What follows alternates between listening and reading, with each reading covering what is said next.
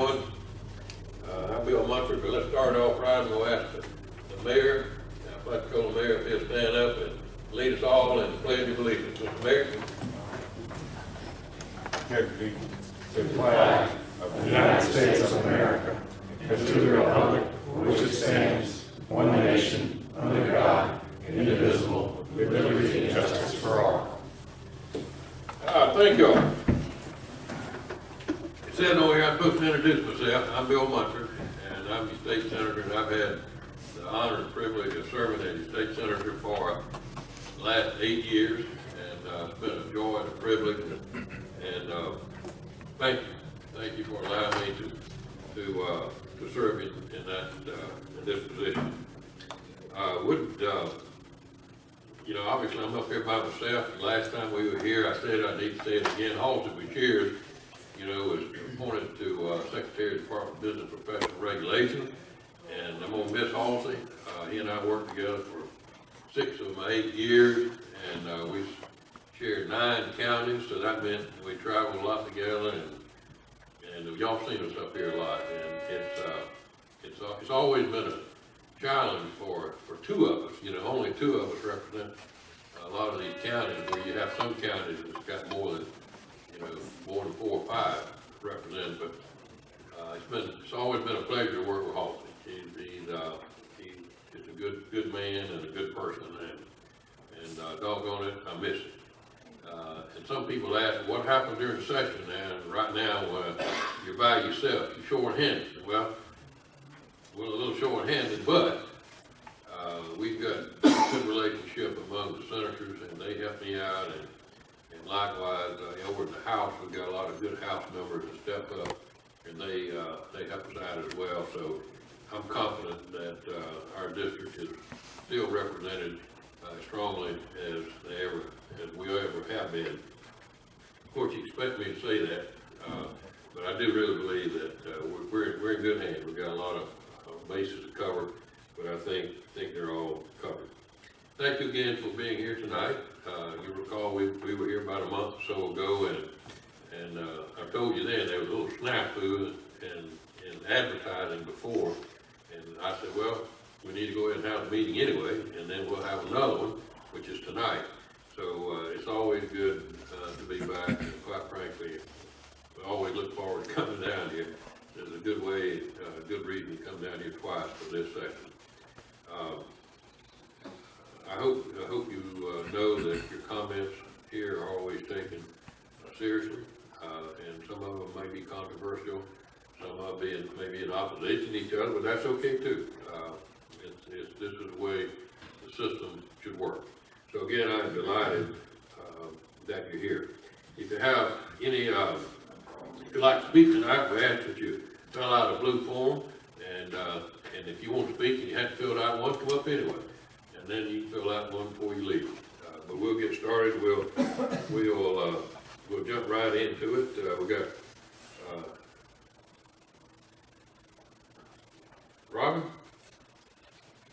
What's your last name? You got it. Rogoff. Okay. I like that. Robin, you're on. Thank you for being here. Very much, Senator. I should have practiced the first time, but I'll do my best. Good evening. Good evening, Senator.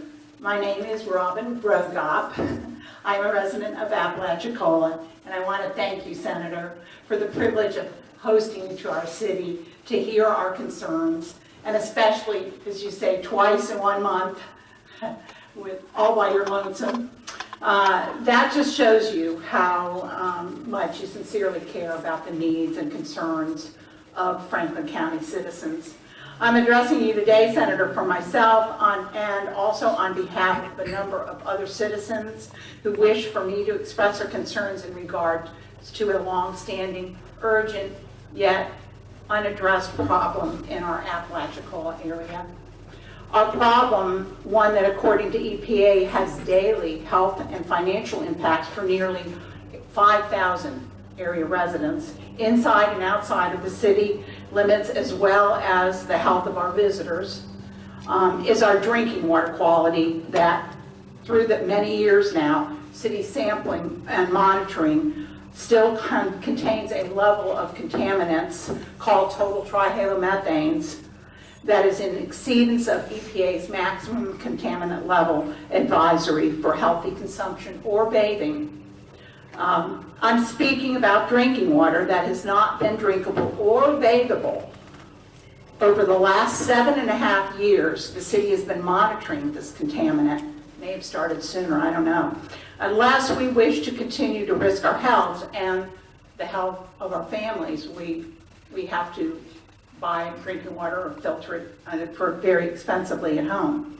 According to the government, and I quote, people may be exposed to total trihalomethanes in drinking water from ingestion, such as drinking the water and ingesting it in foods or ice prepared with the water. In addition, total trihalomethanes vaporizes readily into the air, so inhalation exposure to total trihalomethanes can be significant, especially when showering and bathing, as can exposure from absorption through the skin.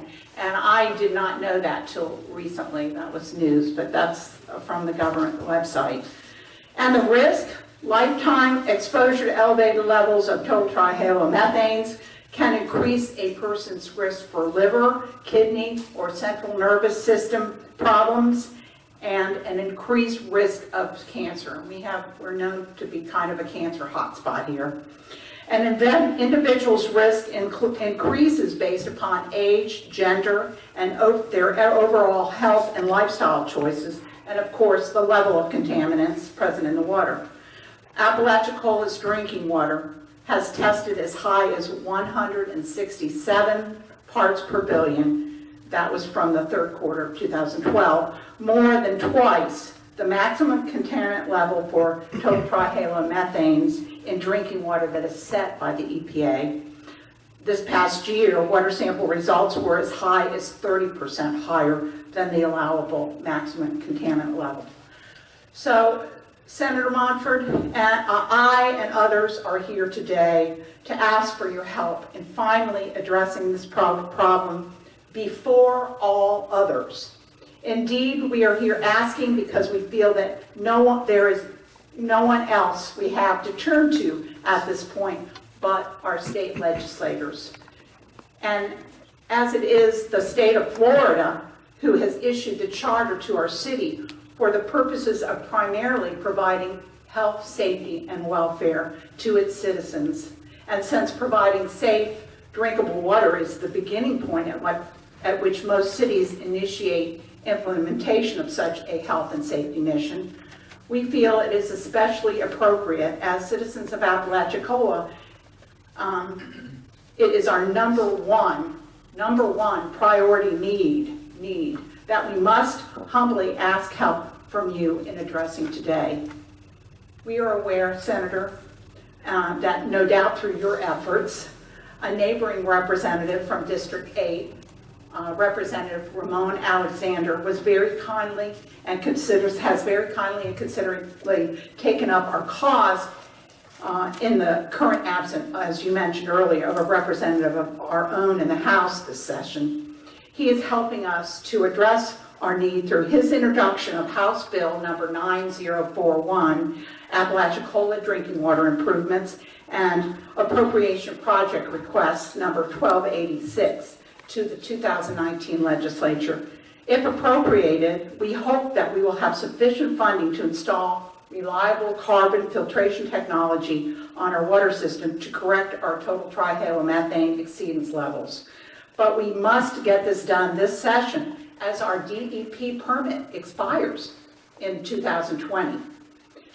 We citizens cannot thank Representative Alexander and you, of course, Senator, enough.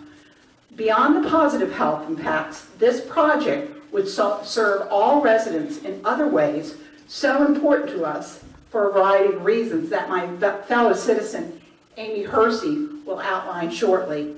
I will close by asking that you please let us know what we might do as citizens to enhance the chances of this appropriation being funded.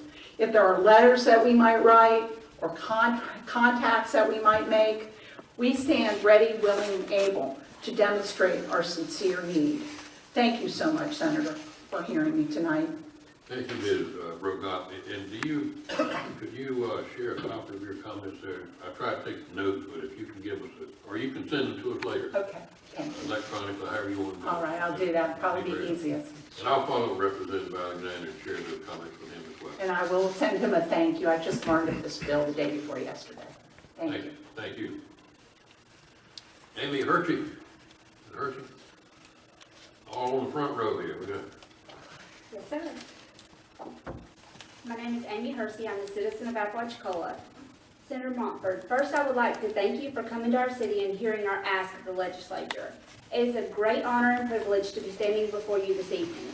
As you've heard from Robin, we have a big issue with total trihalomethanes. This issue affects every one of our over 4,700 city water customers, school children, and visitors.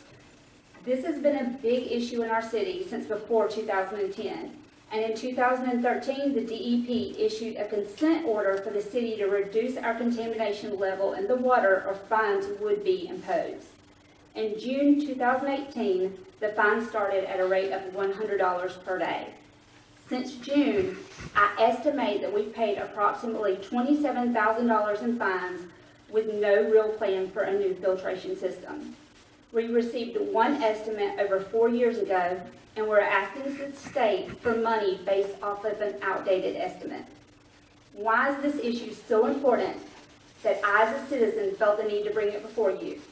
First, foolishly, I believe that my family and I were safe if we drank bottled water, and we were not exposing ourselves to these contaminants.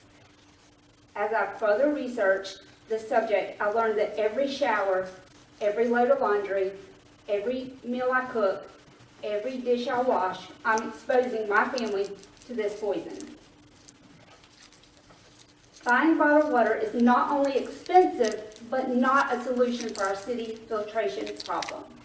In a city that 70% of our students qualify for subsidized school lunch, the citizens of Apalachicola are spending approximately 14% of their annual income on water. The minimum water bill inside of the city is $130 a month for an annual cost of $1,560. Then when you add bottled water at a cost of over $3,100 a year for a family of 4, you just made drinking water unaffordable for most families. Secondly, we're paying consequence costs for the lack of compliance. We are paying a $100 a day fine, the cost to produce these quarterly notices, the cost to mail these notices, and the cost of multiple consultants to address the same problem for the last 9 years, and this is simply unacceptable. Finally, we have our splash pad. We spent $175,000 building a splash pad, and since October 2017, when it opened, our kids have been running and playing in contaminated water. They are ingesting, absorbing, and inhaling these contaminants without a care in the world, and parents are not fully aware of the issue that this can present. There's no notice posted for the dangers of our tap water at the splash pad, and that is wrong. I say all of that to ask this. We have no real plan for paying and installing a new filtration system. While we do have a bill in front of the legislation, if that bill fails, the residents in the city will continue to have no resolution to our major issue. We have no resources, no leverage for future loans, nothing to provide the $1.6 million we are told that we need to have clean drinking water. I would ask the legislature to bail us out, but not hand us over free money. We need a better system. Better yet, let's appoint a receivership to handle the money and construction that we desperately need. Again, it's our city's mission to provide health, safety, and welfare for every citizen, and that's not happening at this time. Thank you, Ms. Hershey. And likewise, if you'd like to share those comments, we'd love to have them. Carolyn Swan.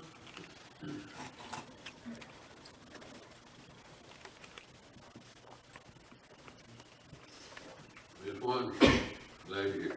Thank you, and thank you for being here and giving us this opportunity to share. I have concerns along with some of my friends with a law, a statute that is in place, and 7 other states across the United States, the death with dignity statutes. And that's a concern that, as of right now, Florida, I'm not aware of any activity, and I would hope that that could be explored, and I would be happy to find or give other information to you. I've explored Oregon as kind of the state, the first state that passed the statute, and that's kind of a model for other states. About 80% of the people who have taken advantage of this law have had a diagnosis of cancer, and maybe about 8% ALS. And only 1 in 3 of the patients have have not taken action, and they've received a prescription from a physician that has to be self-administered for end of life with dignity. How many, what were the numbers? 80% cancer patients and about 8% with ALS, and 1 in 3 patients received a prescription from a physician but did not take the prescription. So it's a choice that people can have available and don't have to take advantage of it. Oregon's law requires that the person have a terminal illness within 6 months yet to live for their life, as diagnosed by 2 physicians. They have to make 2 oral requests 15 days apart of their physician, as well as a written request with 2 witnesses. So there's some protections built in, and all we take advantage of this have to be residents. So I know many of us know family and friends that have had terminal illnesses and have seen the loss of dignity. I personally had a sister who passed away with ALS, and just to see that was tough. But I don't know that she would have even made that choice had she had it, but it would have been nice. And then since I've moved here, I've experienced a friend who had a lingering illness that was really tough to watch that loss of dignity as well. So I just hope that this can be explored. Just want to thank you. I know that's difficult to ask. I mean, it's a difficult decision, but it's difficult to step forward and ask. Right. Well, and thank you for the opportunity to share, and I'd be happy to get other information that would be helpful. I've mentioned this to some other friends, so there's other support, not just me as well, so to give you an idea of that as well. So thank you. Well, if you don't mind, make sure we've got your contact information here. Okay. And then we'll follow up with you. Okay. Thank you. Thank you, Ms. One. Billy Fuentes. There you are.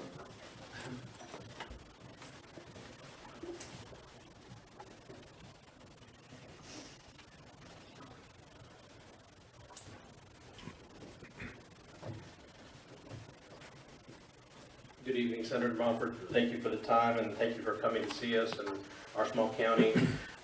Again, I represent the East Point Water and Sewer District. I'm the administrator there. And I again come before you to discuss our charter issue. The district serves approximately 300 customers that are outside of our taxing district. Those customers pay a higher surcharge as a result of being outside the district, but also we do not receive any tax revenue from them. One of the issues that we have is because we were created by an act of the legislature, our charter has to be altered in the House and in the Senate during the session. We have approached the county about making some changes to our charter.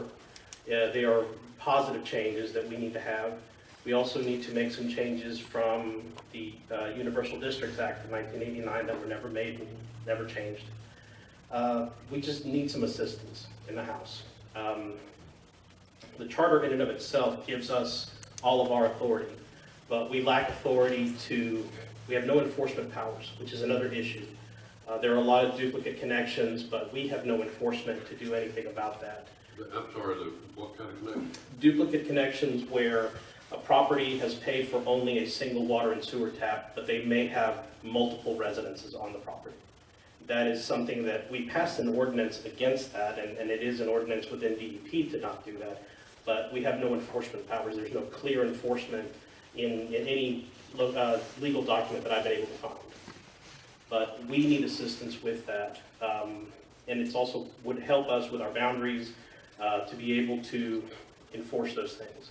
Do you have to have state minister power to do that, or can that come from the county? No, it has to be through the state. Yes, sir. Whatever is in our charter is what we are empowered to do. And that So is you my- need that added to your charter. Yes, sir. Yeah. And we began the process. We have all of the drafts of the changes that need to be made to the charter. We have maps of where our current boundaries are and what we need them to be. I can send that information to your staff, and we just we need an ear to hear us out on that. Do you've got support of the county and you appoint officials as well? Yes, sir. Absolutely. Everybody on board, Yes, sir. except the one that got multiple. And they may not want to stand up and oppose that. Yes, sir. Yes, sir. All right, you can get that to us, and we'll try this. We'll try that. Okay? I certainly will. Thank you for your time. Thank you, Billy. Okay, Ricky Jones and Alan, come on down, y'all are here. Commissioner Jones, thank you for your hosting our meeting tonight. We appreciate it. Is that a War Eagle? What shirt you got on? Seahawk, I Franklin think, County. hey, if it's a War Eagle, you better cover it up. I mean. No, That's a winning shirt, and he made mention of that. Or is that it's a Seahawk.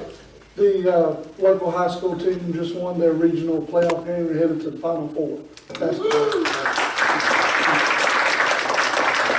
supported them. Who did y'all just beat? Port St. Joe The evil Fort St. Joe. for the fourth time this year.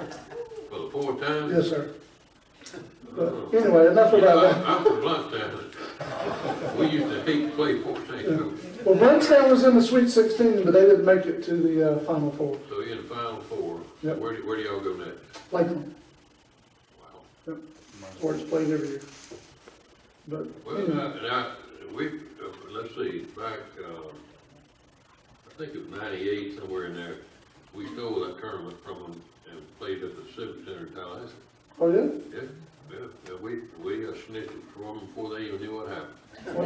But you might need to get ready to snitch some more because we plan on going to some more, so that's just the way it I is. tell you what, it's, I don't want to digress too much. It's all good. I do, thank you, Senator. Wait a minute, I had another story to tell. Oh, I'm sorry, go ahead. You said you didn't want to digress, I was trying to take the lead. But that's all right, go ahead. It's your floor, sir, go ahead.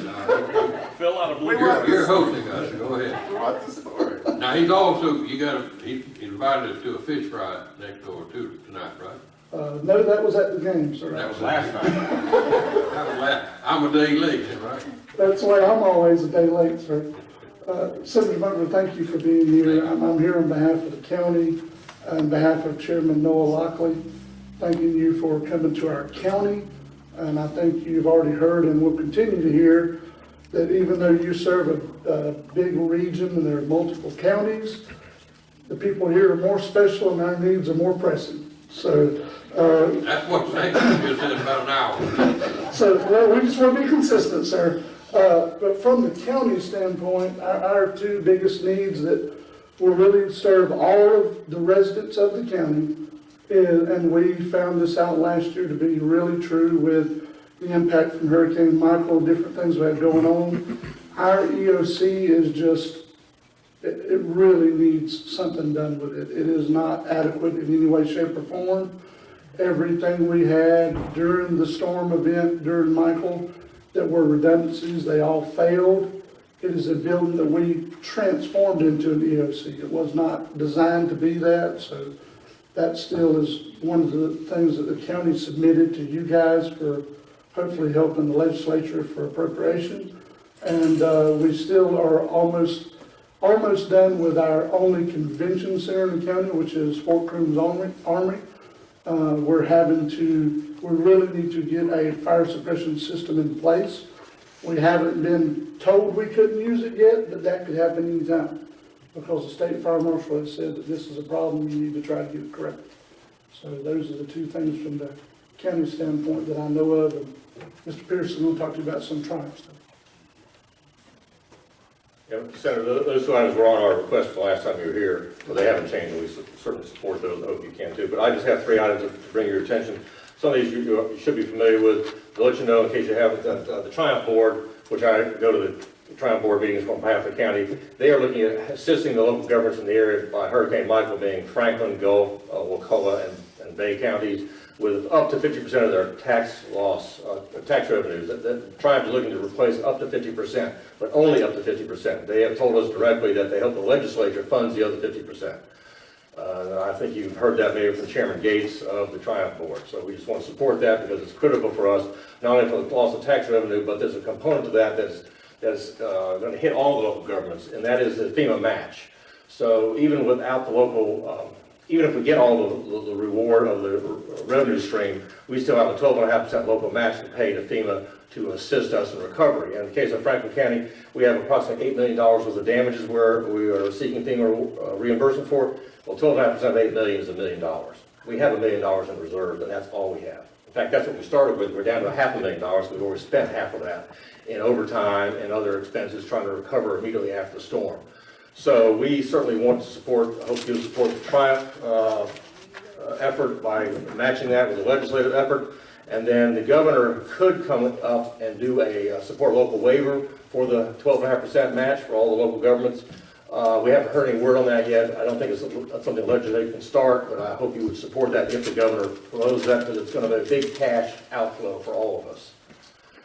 Say in the case of Franklin County, it'd be almost $1 million. In the case of the city, if they had $1 million of damages, that's $125,000 of cash that they need. It can't be in-kind services because you're usually hiring contractors to repair things, so it's cash, and it's a big hit to our local budgets. And the last thing is the county is putting in a request through DEP for dune restoration. As you may know, DEP has made a request to all the counties impacted by Hurricane Michael, and so we've made an estimate countywide of $20 million worth of sand dunes that have washed away on St. George Island, Alligator Point, and Dog Island. And so the legislature is going to hear that from DEP, but we certainly support whatever you can fund, because without sand dunes on St. George Island, then the island is even more vulnerable than it was before, and we're going to suffer more damages next time a storm comes. And that's certainly true in Alligator Point. Just to let you know, the road washed out again. It washed out during Hermine. We couldn't even build it back before it washed out with Michael, and we are just on our wits' end down there. Not that the sand dune will stop the problem at Alligator Point, but it's we've got to do something down there. So those are our 3 items. How 98? 98 actually held up pretty well. We had the detour around 98 for about 2 weeks, I guess, and they're of course still recovering on 98, repairing 98. They did one thing that we may try to duplicate on Alligator Point. They started using something called a reticulated or articulated, I'm not sure which one, articulated concrete mattress. And this is a series of concrete blocks that are interwoven steel cables, and they're laid down and conform to the surface of the soil. They're not a vertical sheet pile, they're not rocks with filter fabric, they're a more stable structure. So when the wave, and admittedly we had a very quick storm this time. The storm surge came in and was out in 6 hours, so we weren't beat to pieces. But that storm surge came in and raked off the sand and the vegetation from the edge of 98, but on most cases didn't disturb the concrete mattress that was underneath that. So they could come back in and fill in the voids on the asphalt pretty quickly, so we could start using the road. It's bumpy, but they at least got the road open, and now they're coming in and putting asphalt down. But I think without that concrete mattress, you would have had more erosion on the shoulder, which would have caused bigger cave-ins. DOT did a pretty good job of getting the road open, and it's still bumpy and it needs to be fixed permanently, but at least it's two-way traffic now. And so that's our request, and we hope that you can help us with that. Okay. Good. Thank you. Thank you, I appreciate it. All right, let's go on down the list. We got the county, anybody, or other constitutional officers, representatives here? City Carabel's here, Mayor's here. Well, I know that, I'm talking about countywide though. Chair, Stacey Kerwin's here from the school board. Yeah, I think he left. So okay, well, let's start over here on the left. We'll go to city officials. Madam Mayor, Okay, you're on. all righty. Good to see you again. Good seeing you as well. We thank you for coming, and I'm Brenda LaPaz, Mayor of Carabel, of course, representing the citizens and the staff of Carabel. And I'm here once again requesting funding in the amount of $630,000 for extension of water line services in the Lighthouse Estates. This is a companion project to a septic tank abatement and construction of central sewer service. We have been to the Restore Act for funding and the Northwest Florida Water Management District and Triumph Gulf Coast for funding. And we just are reaching out to the legislature for $630,000 to match the Water Management District's $851,000 their funding, which we have signed a contract for removal of 53 existing individual septic tanks and installation of central sewer. And we need to install central water with that so that we'll be able to bill for the sewer service. And this sewer is going to relieve the nitrogen load from the St. George Sound. So I just don't want to belabor you. I had a nice long speech and talk with you about that at your visit here last month, and you're aware of it. And this time I've brought our budget request in hard copy and the narrative for you. So it's a pleasure to see you again, and thank you for hearing me. Thank you, Mayor. Okay. Appreciate you being here. Always good to see you. Good to see you. Okay, well, I see that you got another mayor, but come on down.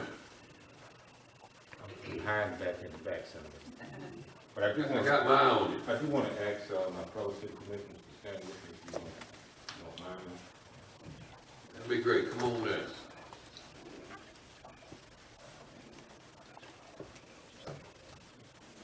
Senator, I'm here again tonight, but this time to say thank you to both you and your staff, and to express their heartfelt appreciation of a grateful community for your leadership in the Florida Senate and for the years of commitment and support that you have amply shown towards the interests and concerns of your constituency here in Franklin County, but more specifically, your unfailing support towards the people of Apalachicola and filing Senate Bill 1256, the Apalachicola Stewardship Bill.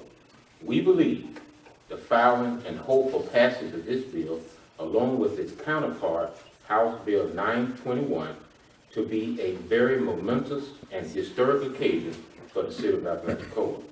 We believe this to be the first such state legislative filing initiated by the people of Apalachicola to assist the economically and financially strapped rural city with funds to address much-needed water quality, protection through wastewater and stormwater infrastructure improvement, and to assist the city with providing healthy and cost-effective drinking water to our residents and visitors, but ultimately to protect and preserve the fragile ecosystem of the Apalachicola River and Bay from our aging and deteriorating wastewater and stormwater systems.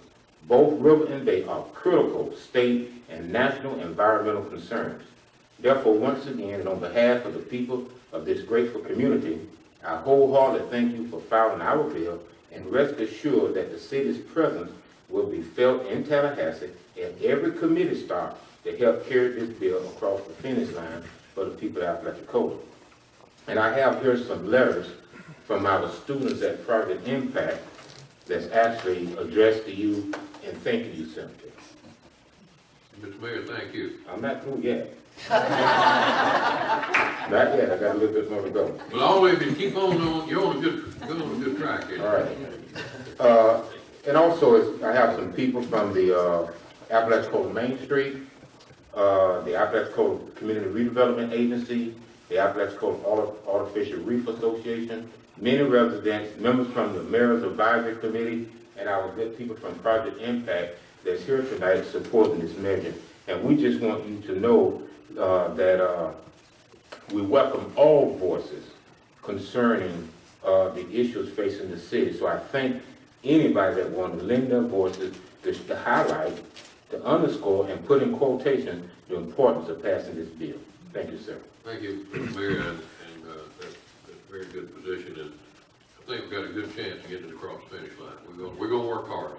Well, you'll be seeing me in Tallahassee until you get tired of it. That's it.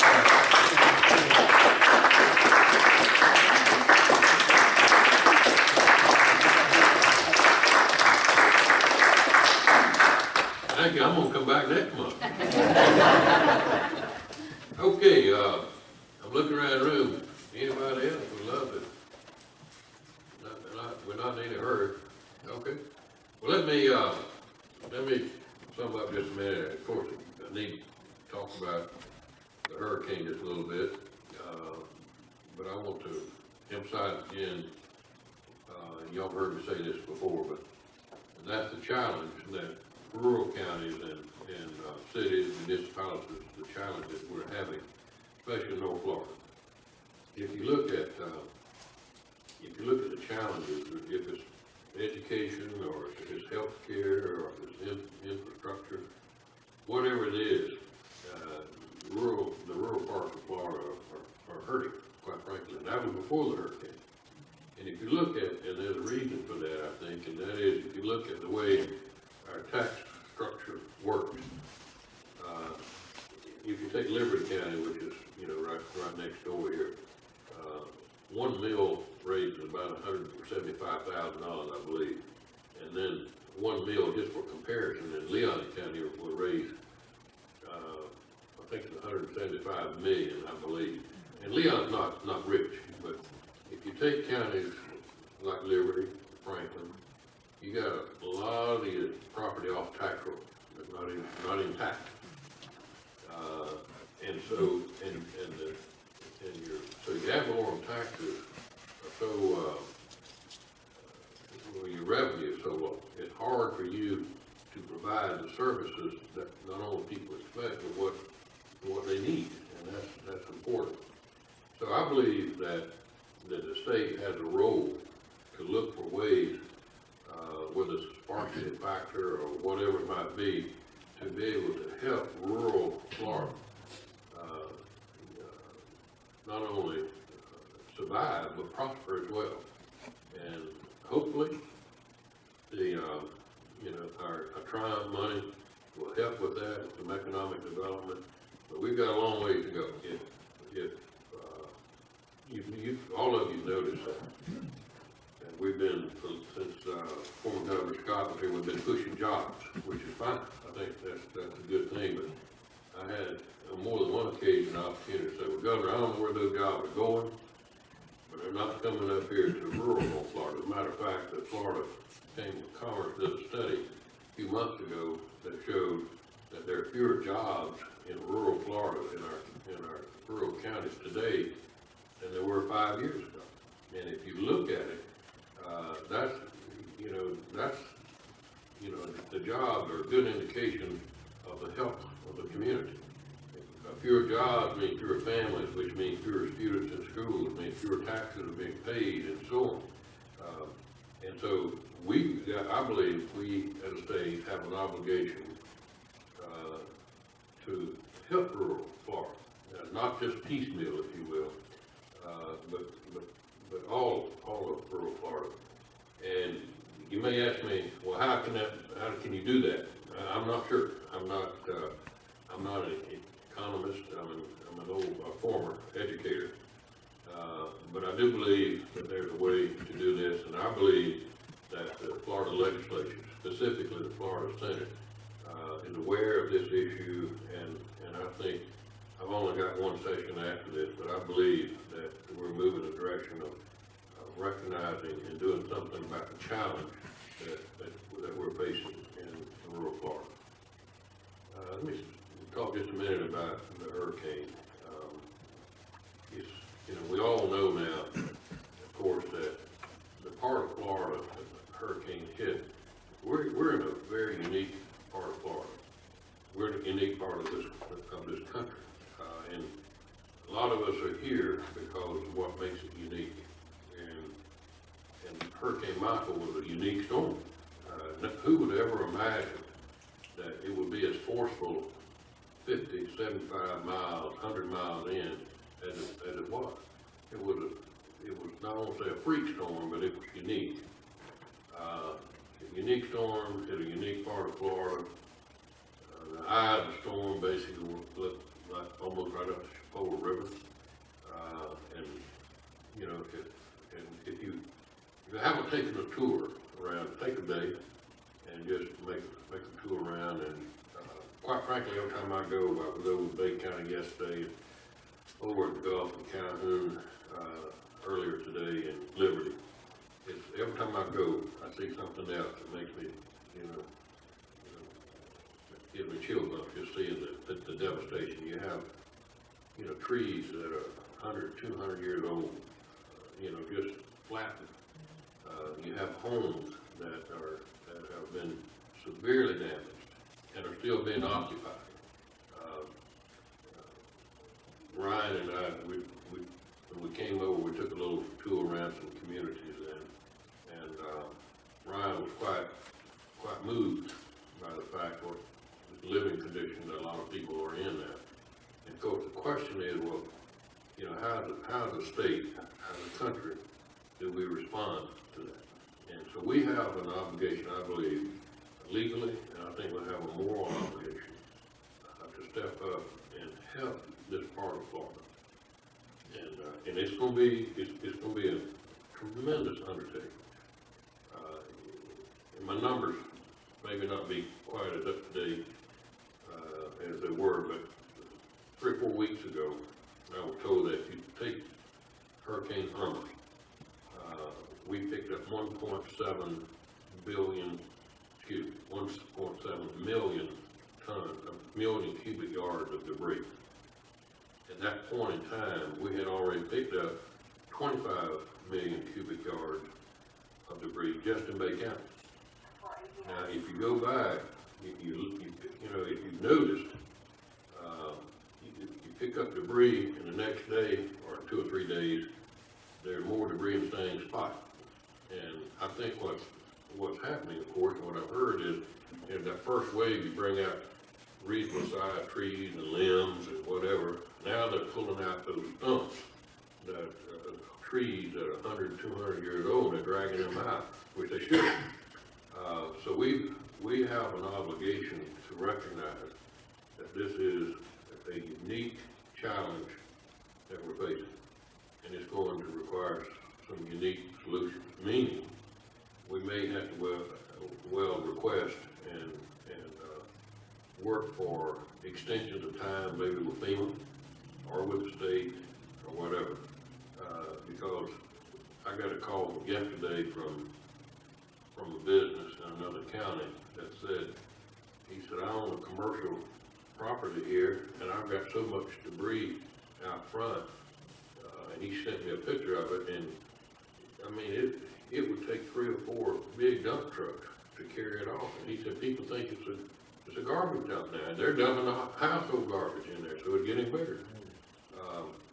And he said, our DOT or somebody had said, well, we're past the deadline or something. And I said, well, we got to solve this problem. So we made some calls, and the state responded.